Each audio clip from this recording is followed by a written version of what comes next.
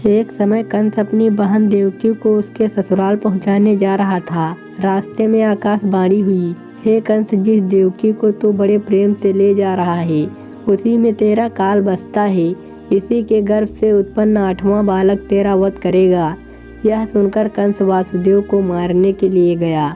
तब देवकी ने उससे विनय पूर्वक कहा, मेरे गर्भ से जो संतान होगी उसे मैं तुम्हारे सामने ला दूंगी। बहनोई को मारने से क्या लाभ। कंस ने देवकी की बात मान ली और मथुरा वापस चला आया। उसने वासुदेव और देवकी को कारागार में डाल दिया। वासुदेव देवकी के एक एक करके 7 बच्चे हुए और 7 को जन्म लेते ही कंस ने मार डाला।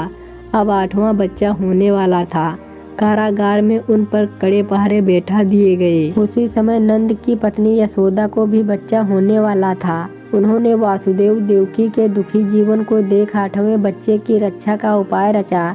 जिस समय वासुदेव देवकी को पुत्र पैदा हुआ उसी समय संयोग से यशोदा के गर्भ से एक कन्या का जन्म हुआ, जो और कुछ नहीं सिर्फ माया थी। जिस कोठरी में देवकी वासुदेव कैद थे उसमें अचानक प्रकाश हुआ और उनके सामने शंख चक्र गदा धारण किए चतुर्भुज भगवान प्रकट हुए।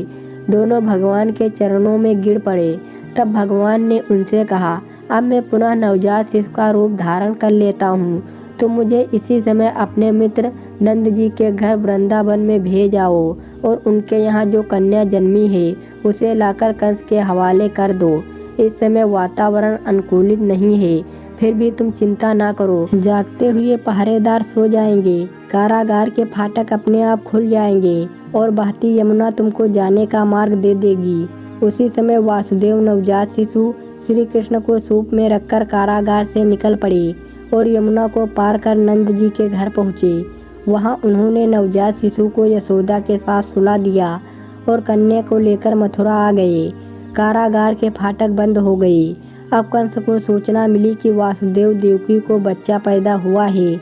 उसने बंदी गृह में जाकर देवकी के हाथ से नवजात कन्या को छीनकर पृथ्वी पर पटक देना चाहा, परंतु वह कन्या आकाश में उड़ गई और कहा, अरे मूर्ख, मुझे मारने से क्या होगा।